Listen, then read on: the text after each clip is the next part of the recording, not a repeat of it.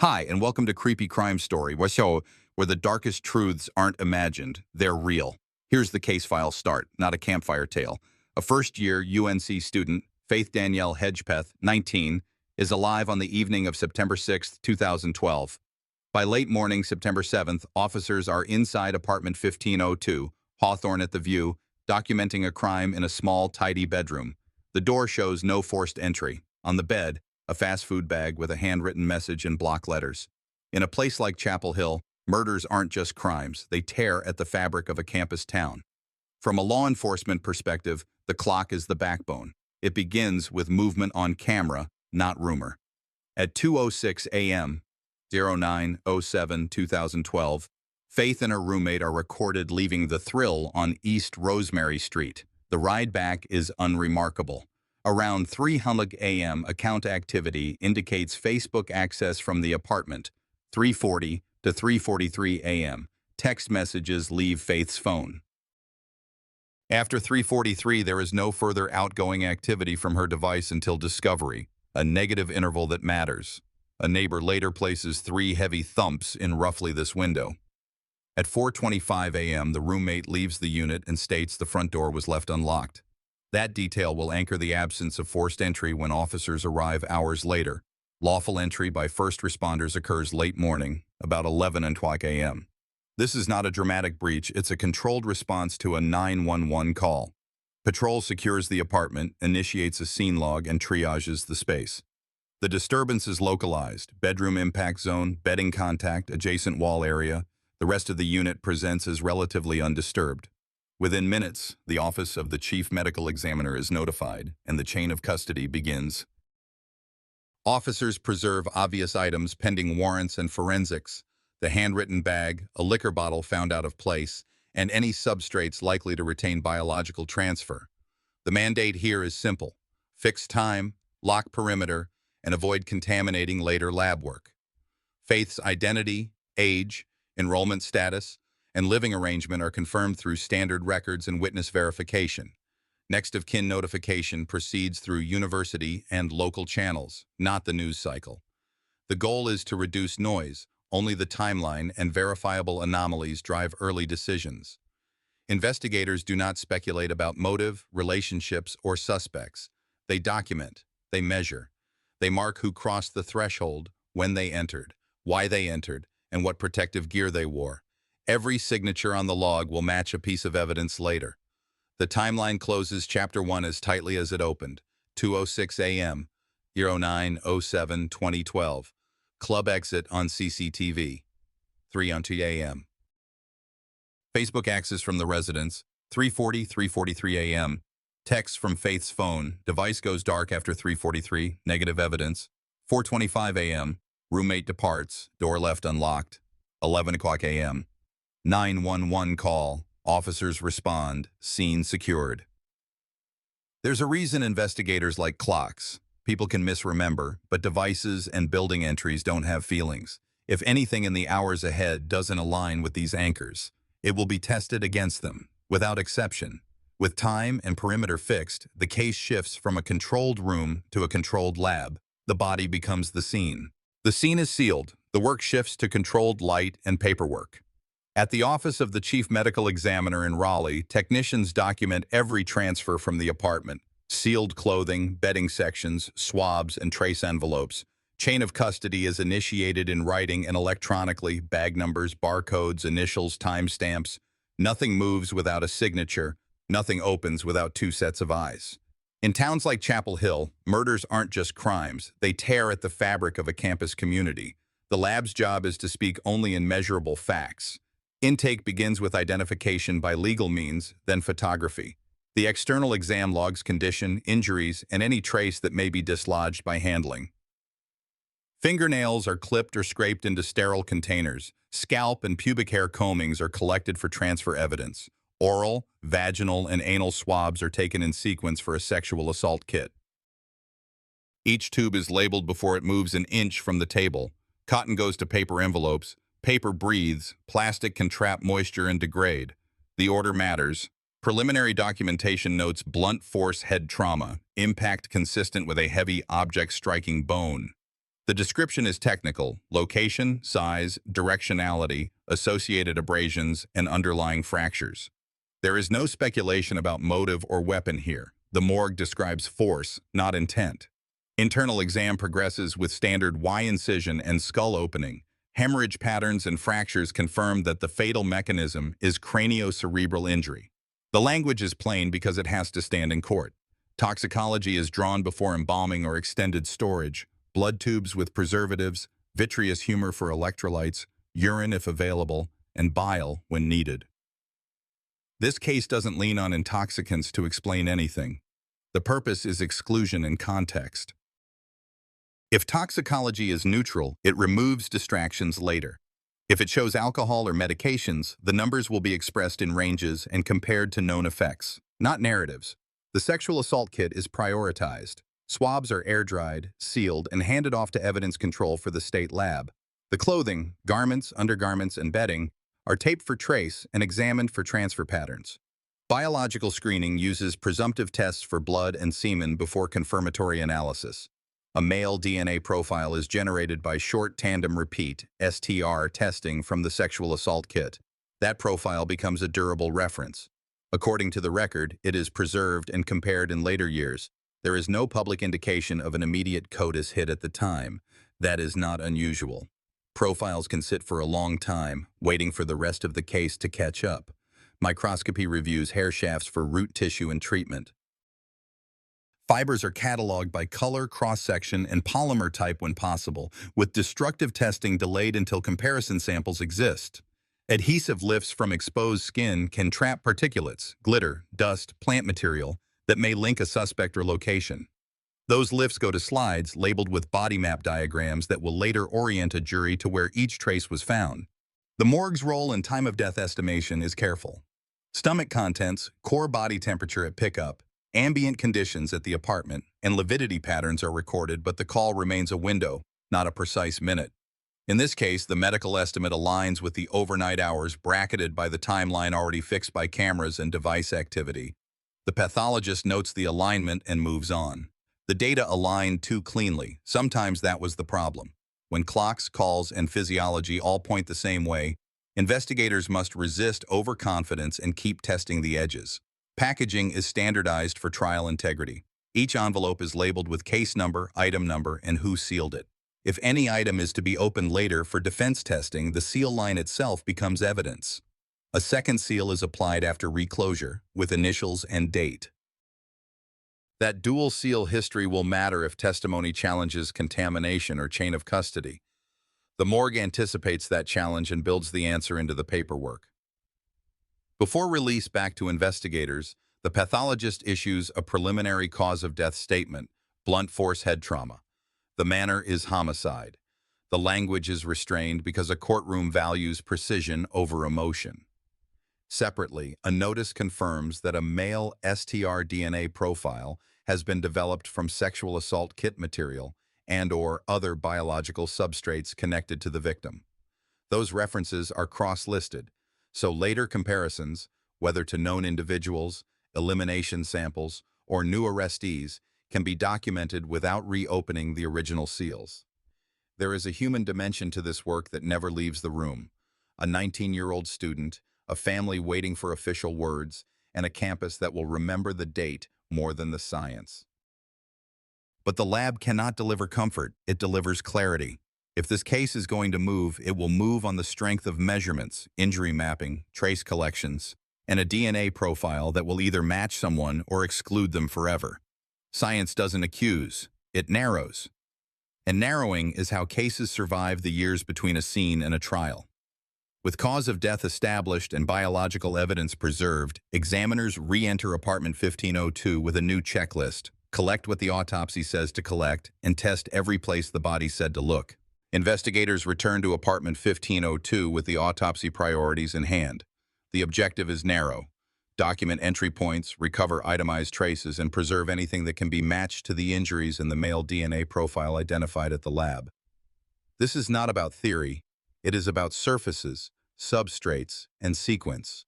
Door hardware goes first. Photographs record the strike plate, deadbolt, and latch face at close range with scale. There are no tool impressions, no bent screws, no splintering consistent with forced entry. Swabs are taken from the interior knob and deadbolt turn for touch DNA. Each swab is air-dried and sealed. Prints are attempted on low-sheen areas with powder and on higher touch zones with ninhydrin later, but any ridge detail recovered at this point is cataloged as working until a lab report confirms value. The purpose is elimination and comparison. Residents and authorized visitors are sampled to prevent their contact profiles from polluting the pool of unknowns. The bedroom is processed in zones. The impact area, mapped earlier by first responders and now informed by injury patterns, receives a grid search. Tape lifts are taken from the carpet and the near side of the bed frame. Presumptive tests identify areas of biological interest on bedding. Those are photographed, cut, and packaged. Investigators do not speculate about what each stain means. They segment, label, and let serology and DNA decide. The aim is to preserve enough material for defense testing later. Every envelope is initialed, dated, and sealed in a way that leaves a clear audit trail. The handwritten message on the takeout bag is handled like two exhibits in one: the paper substrate and the writing itself. Gloves are changed before contact. The bag is placed on clean craft paper, photographed front and back, and lifted for latent prints using a non-destructive process suited to porous material. A micro sample of ink is taken from a corner stroke for later chemical comparison, working, pending a court order if comparative exemplars are ever produced. The bag's lip and crease get targeted swabs for touch DNA. The interior grease pattern is documented because transfer through oils can trap epithelial cells. No one assigns authorship at the scene. That belongs to the lab and, if needed, to a handwriting expert under controlled conditions. 2 bottles are documented separately to avoid confusion later. The Bacardi Peach rum bottle, out of place in the room, is swabbed for biological material and preserved for DNA comparison, confirmed from prior lab screening to carry biological traces, but confirmed negative for identifiable latent prints per state lab reporting. A second glass bottle recovered in the room is processed independently. A palm-sized friction ridge pattern is developed to the point of possible comparison, working until the lab certifies quality and any match. Keeping these items distinct in notes and packaging prevents a common courtroom problem: mixing print discussions from one bottle with DNA results from the other.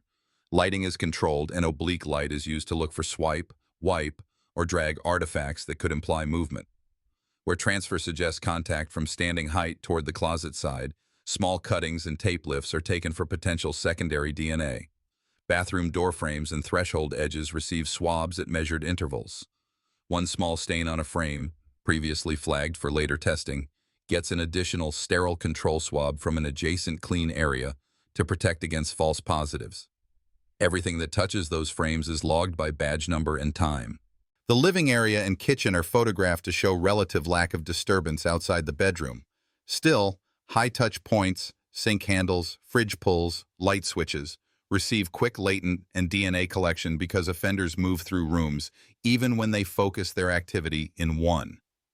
Trash is screened for obvious time markers, receipts, packaging, or items that can be tied to the hours before the timeline goes dark after 3:43 a.m. Nothing is read into a receipt at the scene. It is simply bagged and logged, then later compared against bank records or store video if available. Outside the apartment, a limited canvas addresses approach and exit. Stair rails, the shared corridor, and the handrail nearest the unit receive latent processing at shoulder height, where contact is common.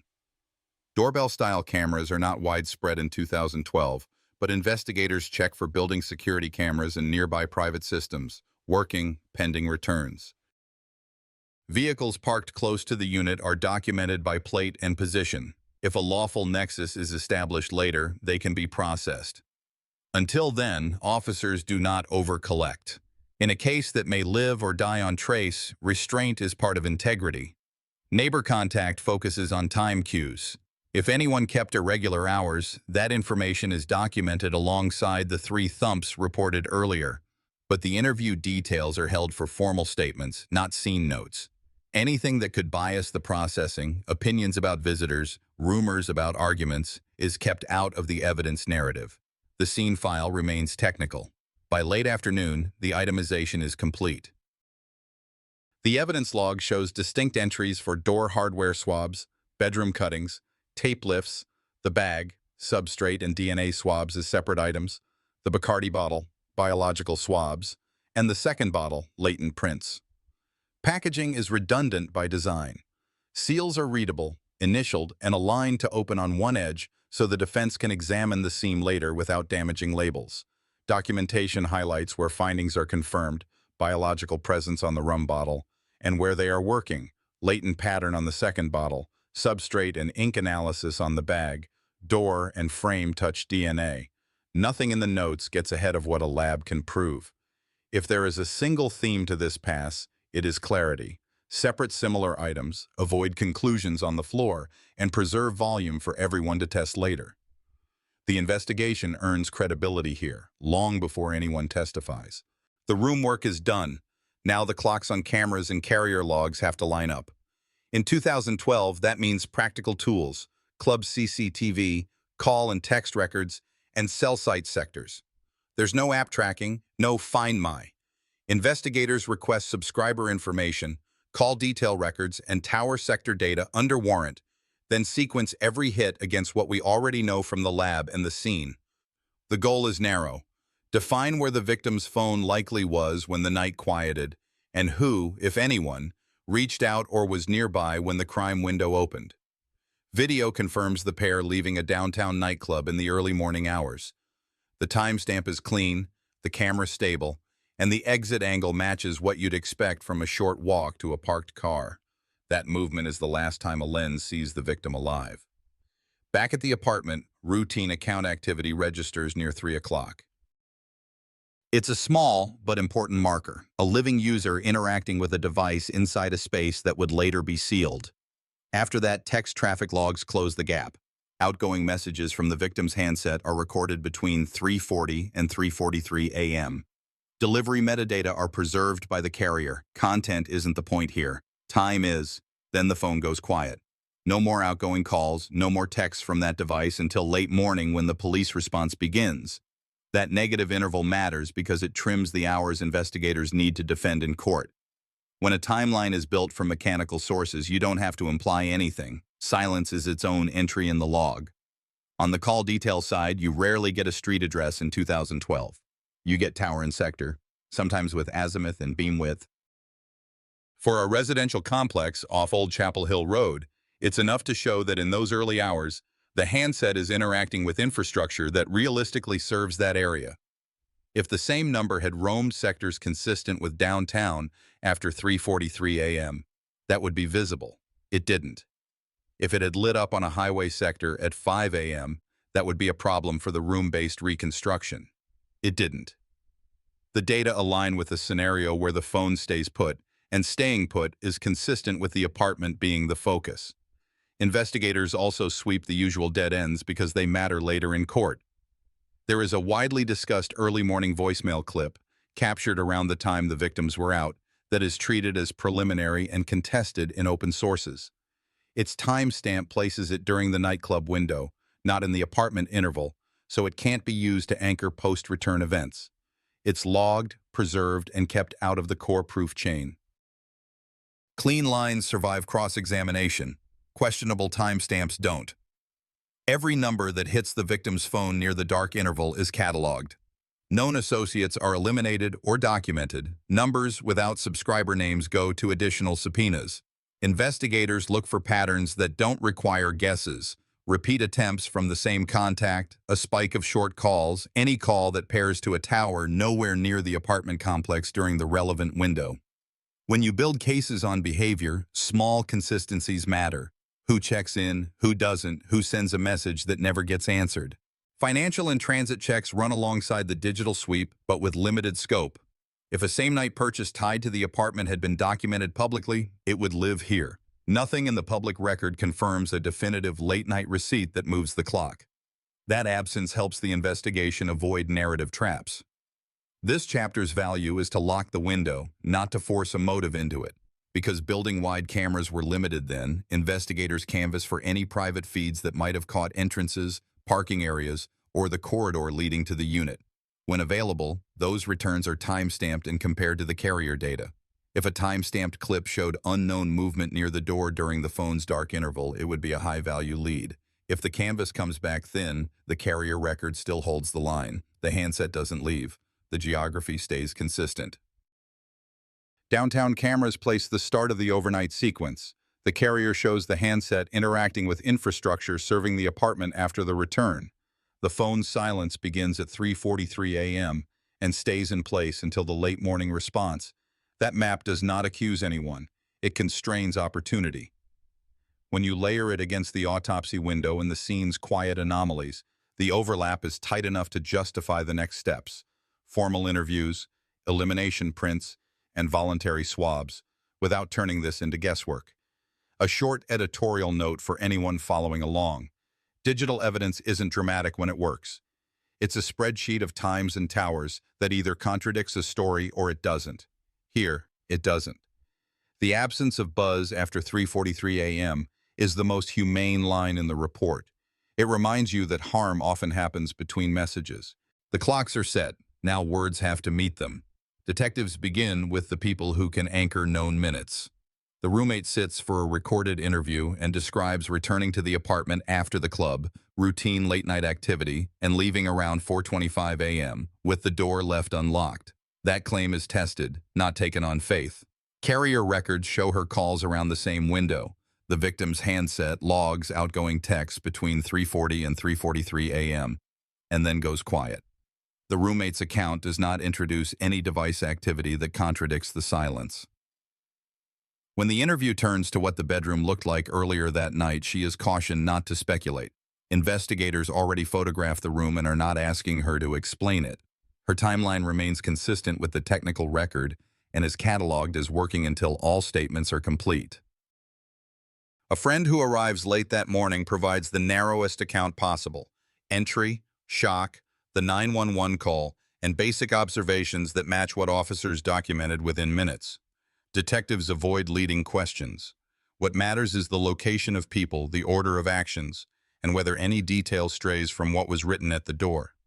No material deviation is recorded. The neighbor who reported hearing 3 heavy thumps shortly after 3 o'clock a.m. gives a formal statement, now tied to a signed transcript. Investigators compare that account to the carrier logs, texts at 3:40, 3:43 a.m., and to the autopsy window. Because the thumps are sensory memory in the early hours, the note is marked working, useful if it aligns with other data, but never elevated above stamps and measurements. The neighbor is not asked to guess about cause. The morgue already confirmed blunt force trauma. Downtown club staff are interviewed on the record. Their descriptions of closing procedures and the flow to the street explain why the 2:06 a.m. and exit camera angle is so clean and why there is no additional footage after that point. Staff confirm there was nothing unusual at the door. This doesn't prove anything by itself. It simply removes noise from the hours before the return to the apartment. Contacts who appear in the 3:40, 3:43 a.m. text window describe how they know the victim and why they were communicating near that time. Their statements are measured against carrier detail. Did their phones hit towers consistent with Chapel Hill in those minutes, and do their recollections align with delivery times? None of those interviews produce conflicts with the established stamps. Several individuals of interest initially discussed publicly in earlier years are formally excluded by DNA and timing. The record reflects that exclusion without naming people who are not charged. A narrow question runs through these sessions. Does any claim create a second map for the night? It doesn't. The roommate's unlocked door remains consistent with the lack of forced entry documented earlier. The neighbor's reported sounds align with the general overnight window, but cannot narrow it further. The contact's explanations match their own phone behavior. In casework like this, a calm transcript is more valuable than a dramatic one. Quiet consistency still moves the file. There is a human layer to speaking on the record after violence. People grasp for meaning or they withdraw. Both are normal. Detectives keep the interviews clinical and brief. Pushing beyond what logs can verify invites error. Letting the data lead keeps everyone honest. With statements aligned to stamps and nothing yet contradicting the overnight timeline, investigators turn to objects and purchases that might explain what was at hand and when it arrived. With statements aligned to the stamps, investigators pivot to where objects came from and when they entered the room. Procurement isn't about motive, it's about provenance and timing that can survive cross-examination. The Bacardi Peach rum bottle is treated as an origin question. North Carolina's state-run ABC system allows detectives to pull inventory logs and request overnight camera from stores within the Old Chapel Hill Road radius and downtown. Lot codes on the glass narrow distribution windows but don't identify a buyer. That's normal. According to police reports and contemporaneous media, the bottle carries confirmed biological material and no identifiable latent prints. Procurement work asks a narrower question. Could this specific bottle have been purchased along the route from the nightclub corridor back to the apartment within the same night? Canvas requests target closing time to early morning windows. Any returns are time-stamped and preserved. If a video shows a purchase of the same brand in the hours before 3:43 a.m., it becomes a working link, not a conclusion. The takeout bag with the handwritten taunt is handled as packaging plus possible timeline. Investigators contact nearby late-night food vendors whose bags match weight, fold, and ink transfer patterns. Staff are asked to provide closing checkouts, drive-through logs if any, and surveillance pulls around bar closing. The paper substrate is already in the lab stream. Working ink chemistry can later be compared against known pens if lawful exemplars exist. Procurement asks whether a bag like this could realistically ride with the victim back to apartment 1502, or whether it more likely entered later. Because the room beyond the bedroom reads largely undisturbed, the answer will depend on camera time, grease patterns, and touch DNA, measurable items, not impressions. Receipts are screened without forcing a story. Banking activity associated with the victim from the relevant evening doesn't publicly show a late-night purchase that resets the clock. That negative keeps the timeline clean. No documented transaction after the 3:43 a.m. text window. For stores that accept cash at night, detectives rely on surveillance rather than ledger trails. Where feeds are missing or overwritten, that absence is documented so it cannot be exploited later as ambiguity. Injuries on an offender's hands are a classic procurement tell. Hospitals and urgent care centers close to the Chapel Hill-Durham line are lawfully queried for overnight visits consistent with lacerations or contusions. According to available reporting, there is no public confirmation of a hit that narrows to those early hours. That's also a negative worth preserving. No medical record surfaced that forces a new timeline. Tools and containers in the apartment are photographed and measured, then compared to packaging standards from the vendors contacted. Tape widths, staple placements, and grease distribution help examiners decide which surfaces on the bag deserve additional swabs. Handwriting isn't read for intent. It's processed as potential touch DNA around edges, creases, and the ink's heaviest pressure zones. Any future request for exemplars would move through warrants. Authorship remains working until courts allow comparisons. Transportation gets a quick practical check. Campus and city transit logs, late-night shuttle records, and any taxi manifests available for the return corridor are preserved as working context. None of that changes the carrier finding. The victim's handset doesn't roam after 3:43 a.m. The phone's stillness keeps procurement pointed back toward items most plausibly inside the unit when the crime occurred. The value in this chapter is restraint.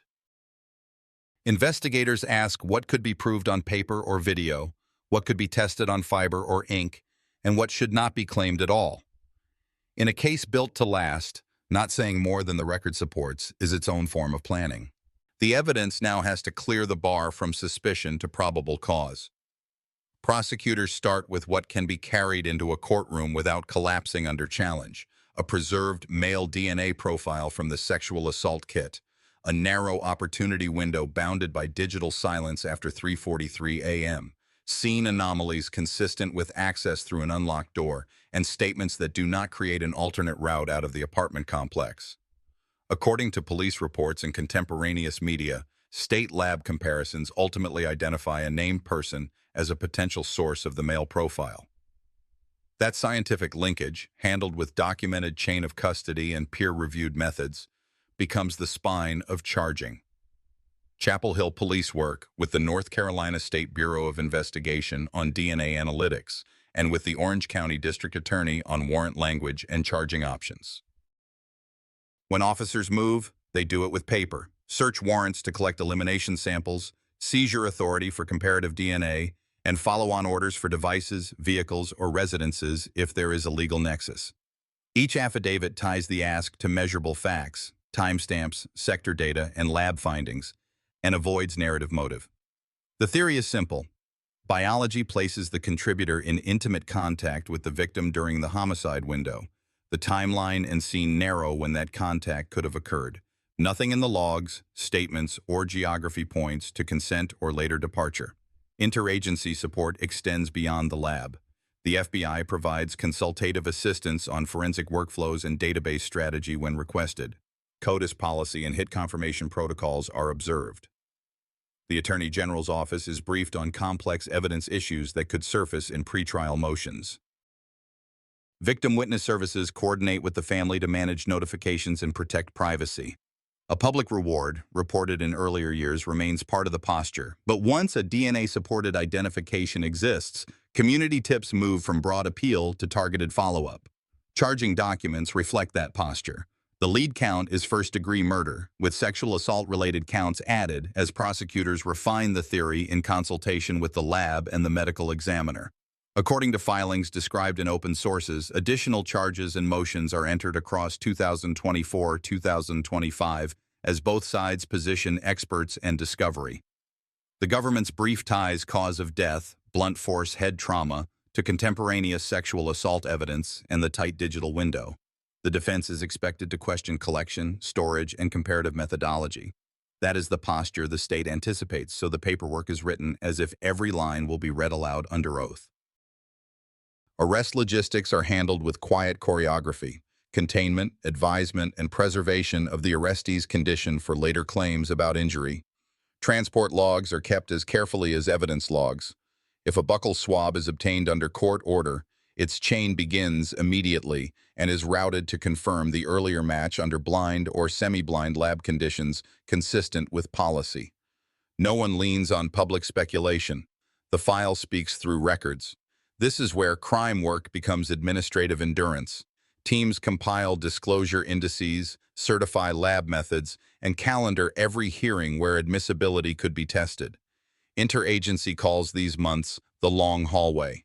There are no twists, just deadlines and the refusal to guess. Paperwork becomes the battlefield. What the judge allows is the story the jury will hear. Prosecutors frame a tight evidentiary spine. A preserved male DNA profile recovered during sexual assault testing, an overnight window narrowed by carrier records and a silent phone after 3:43 a.m., scene access consistent with an unlocked door, and statements that don't create a credible route out of the complex. According to police reports and contemporaneous media, state lab comparisons identify Miguel Enrique Salguero Olivares as a potential source of the male profile, and the chain of custody behind that comparison is stacked for court. Collection labels, dual seals, intake times, technician initials, and audit trails that explain where every item went and when. The state's note to itself is simple. If a juror can follow the paper from swab to profile without a gap, the biology speaks for itself. The defense signals an expected route.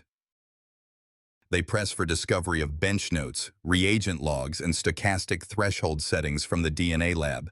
They ask for a court-ordered independent retest under a mirror protocol and raise classic contamination hypotheticals, collection surfaces, transport, packaging. None of that is unusual. In a homicide with sexual assault evidence, admissibility lives and dies under Rule 702 and Daubert-style scrutiny. Prosecutors answer with method validation studies, proficiency records, and testimony from analysts who can explain stochastic drop-in, drop-out, without losing the jury. When a case is built on science, you don't win with adjectives. You win with logs. Digital evidence is teed up with similar restraint. There's no GPS, no app trail. This is 2012, so the state stays inside call records, text stamps, and cell site sectors. The purpose is narrow. The phone doesn't show movement after 3:43 a.m., and that silence is consistent with the homicide window inside the apartment. The defense is free to argue sector bleed and timing tolerances. The state's answer is that no record places the handset elsewhere when it mattered. The court's preliminary inclination, as reflected in filings, is to admit the carrier records with a limiting instruction about what they do and do not prove. Physical items are parceled carefully. The Bacardi Peach rum bottle arrives with a split personality, confirmed biological material, and no identifiable latents. A second bottle carries a working palm latent. The takeout bag with the handwritten taunt is treated as packaging plus possible touch DNA and ink chemistry. Authorship remains working unless and until lawful exemplars are obtained and permitted. None of these objects is oversold. The state ties each to what lab work can support and stops short of declaring meanings a jury can't test. That discipline matters because jurors punish overreach. On statements, prosecutors stick to clocks.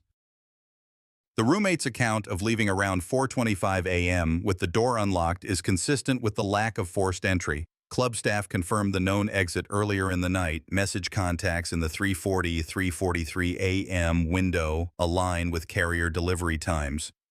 The neighbor's report of 3 heavy thumps is kept working, a sensory note that fits the night but doesn't narrow it. None of this is dramatic. All of it is admissible. Bail and custody posture are handled under North Carolina law for first-degree murder. The court weighs the nature of the charges, potential penalties, risk, and the weight of the evidence. Pretrial custody continues while motions are litigated. Protective orders govern sensitive discovery. Witness privacy is guarded by the Victim Witness Office. In media management, the court prefers filings to speak for the parties. Outside commentary is limited.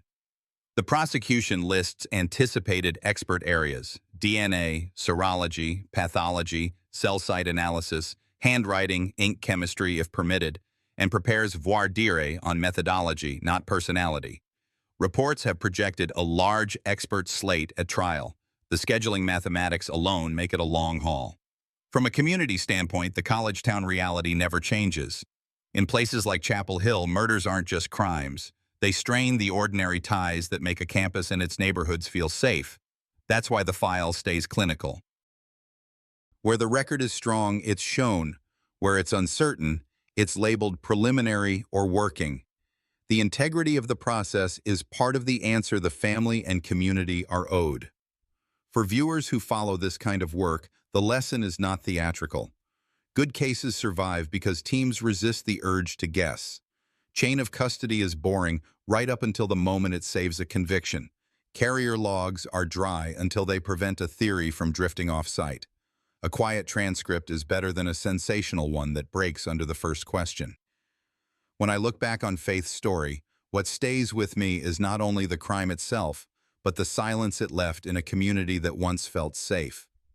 It's a reminder that justice is not instant, and that the pursuit of truth requires patience, detail, and the courage to face difficult evidence. As someone who has walked you through this case, I urge you to think about what trust, safety, and accountability mean in your own life. Do you believe our justice system protects them enough, or does it sometimes fall short? If this story touched you, share your thoughts in the comments. Tell me where you're watching from or what lessons you take away. And if you want to follow more true crime stories told with respect and clarity, don't forget to subscribe to this channel so you won't miss what comes next.